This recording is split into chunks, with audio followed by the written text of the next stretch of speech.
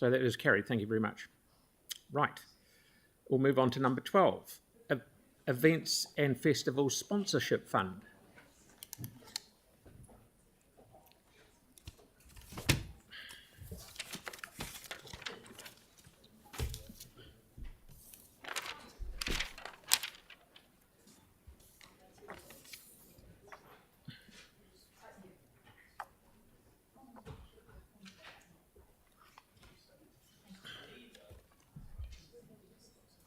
So who have we got? Lucy and Tanya, is it? Yep, good on you.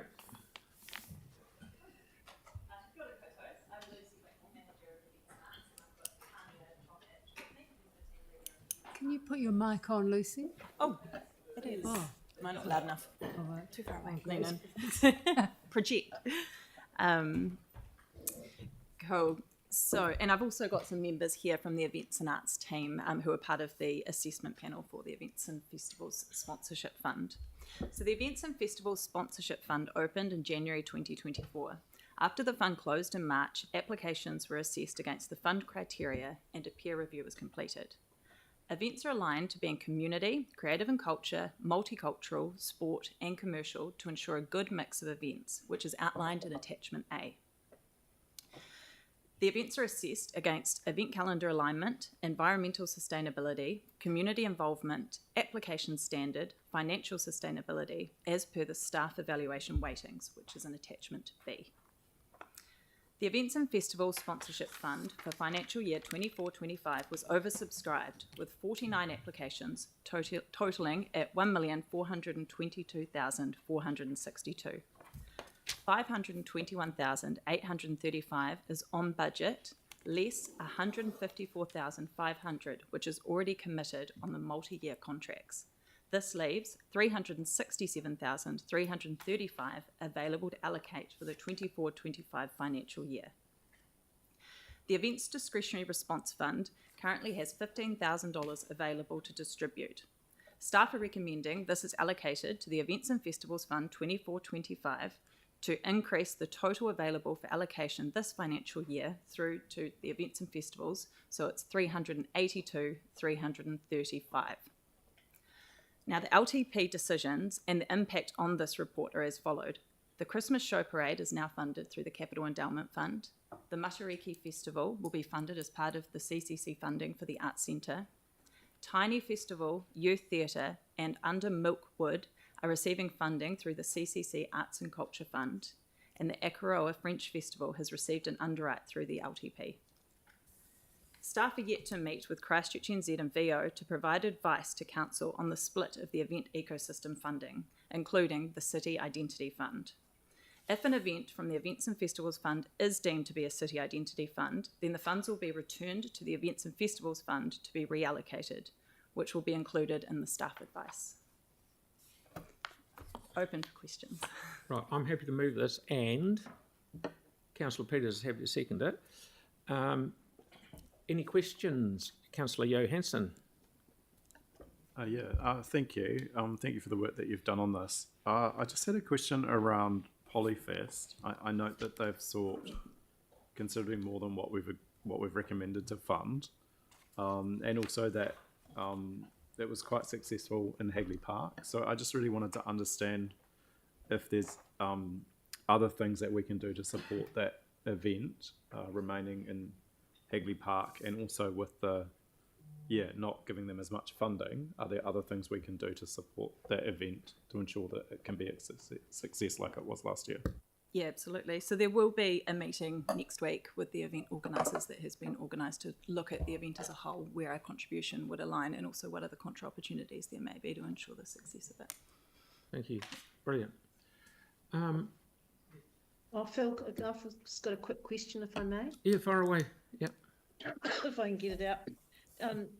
Just on the Fire on High, and I touched on this yesterday, is there any way that their event is not until the 31st of August, but they incur considerable, they've been recommended a decline, but they have considerable costs incurred with traffic management at $11,000, road closures $500, and fire department $900, and some security at $1,500.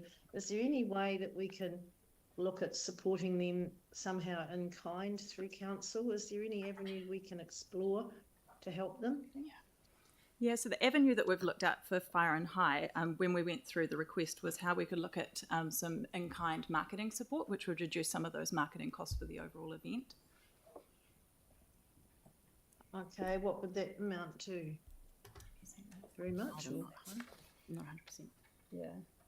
I know there was a portion of it. I don't know. We haven't got And there's that number nothing we in can front of do us. with traffic management. I assume they're just closing that end of High Street off, are they? Yeah, it will be a road closure cost. We have no control over traffic management companies and the fees that they charge. We can have a chat with the event organisers just to see what they have, what the quotes that they've got, or perhaps what other avenues might be available for them. Thank you. Yeah, and I'm wondering, like, what are their? I mean, the reasons for decline for this one are not that clear. It's really, I mean, you kind of stated that they applied for the whole amount. Is that the only reason they were declined, or was it just because it does fit the criteria? Is there any other reason? So I guess it came down to the fact that the fund was incredibly oversubscribed, as Lucy just outlined. The organisers of this event were exceedingly clear to us in an email correspondence stating that they did not require council funding. So when we were making the very hard decisions for allocation for the fund, we did have to take that into consideration. Brilliant. Okay, thank you. That's clear. Cheers. Great. And we'll get on with it. Councillor Barber, please. Yeah, mine's just a follow-up question from Councillor Johansson around Polyfest. Is it likely that there are other things that we can do for them, given the significance of Polyfest and its impact in our community? Yeah, there are. I mean, marketing, like we touched on before, would be one of the areas. There's also some infrastructure that we own as council, so we may be able to look at where there are items where they don't need to hire out those particular items, or it's also looking at some of the rates that we can get and seeing if we can offset some of those costs as well. Okay, that's encouraging. Thanks. Okay, thank you very much. Councillor Peters. Thank you. Just touching back on that Polyfest, am I reading it right that they're actually getting an increase of funding in this year's round as opposed to last year? Yes, they are. Yeah. Thank you. Okay, and sorry, Councillor Harrison Hunt, please. And then we'll have a debate, maybe. All yours, Tyler. Yeah, cheers. Kia ora. Back to the Polyfest thing. I had to ask it in public. I got told to ask it in public. Was around them being tier 1, but the scope of what they were accepted in is different. And even though they did get a bump up from last year, are there any other reasons why it was 20 in comparison to what could be a little bit higher? So that's just based off the threshold that comes out in the event weightings, and then what costs we identify that we'll provide our supporting towards. So we looked at particular items. I think one was the staging. Is that right? And that's what made up that cost, and then it was in comparison to what we were providing other events of similar size and scale. There are some challenging aspects that we need to take into consideration when we assess the Polyfest application. A lot of their income that they receive is based on other grants that they receive from central government support and all of that, and the outcomes of that isn't known at the time. The information that we had when we assessed this application was based on the post-event budget from the 2023 event, which actually indicated over $65,000 in profit for the event. And then this year's event had a 12K profit. So that's just, it's variable, the amount of buffer that they do get, but it is based on the central government support. So the event organisers may not be overly clear on the exact amount of money that they require from council at the time of application. Okay. And the last question, I got told to put it in public too, was around the funding policy and the tranches. This is the only opportunity I get to ask this question. Is to be clear that the Events and Festivals Fund is annually and it's done once, correct? Mm-hmm. Okay. And when, do you know when, or would be able to get some staff update on when we're doing a review of those policies around the tranches, the timing of them, etc.? So as we're doing it, provide an update ahead of the time.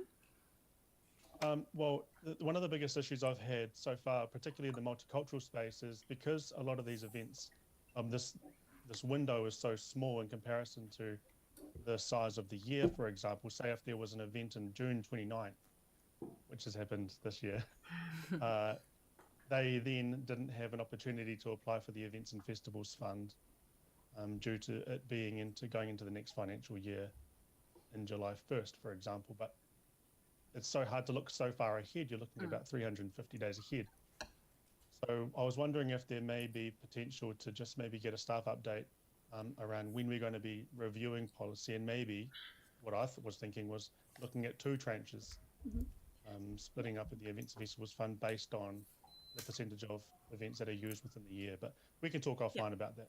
So, part of the community events implementation review that we completed recently, that's an area that has been identified. So when we do come to council with the refreshed community events implementation plan, that will be an area that will come up for review. And when does it usually come?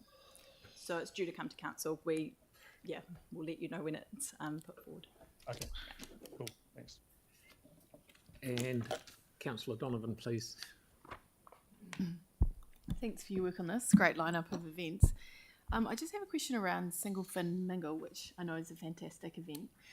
Are we looking at sort of some of those events which do have reasonably high ticket fees for some aspects of the event, whether they will be sustainable over the longer term, so other events that might have more of a, say, grassroots focus can come alongside?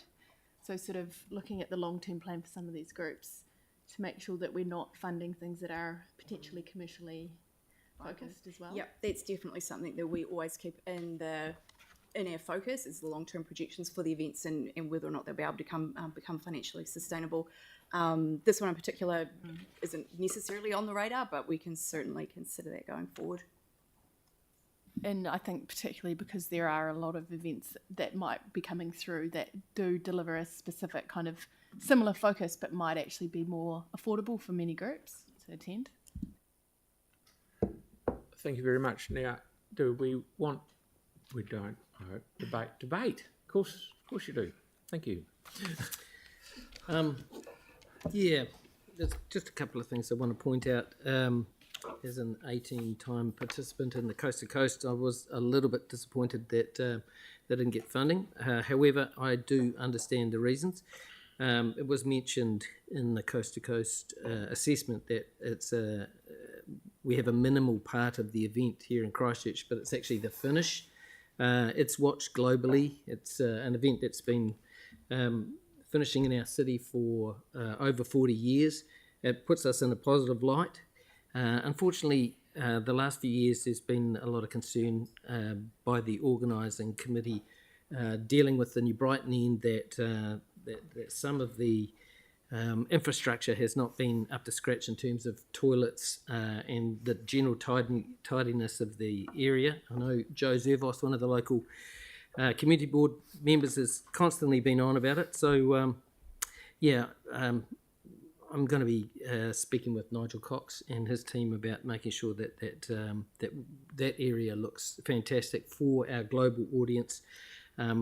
It's a wonderful event. It's been doing really, really well, and I think we should really try to celebrate those in any way we can. If we can't fund them, there's a lot of pressure on funding at the moment, then we should make sure that we're offering the backup services that make our city look good. And just in terms of Polyfest, I'm really pleased to see that they're receiving funding. I think this is an amazing event that we need to celebrate in our city and support them in any way we can. I think they're going to do a magnificent job yet again for our city. Cheers. Thank you. Right, and I'll just say before I put it, Lucy and your team have done a fantastic job with all the added applications with the limited amount of money you had. I don't envy your position at all, so you've done well with what you've got. So I'll put this motion. All those in favour? Aye. Against? Aye. Thank you, that's carried. Brilliant.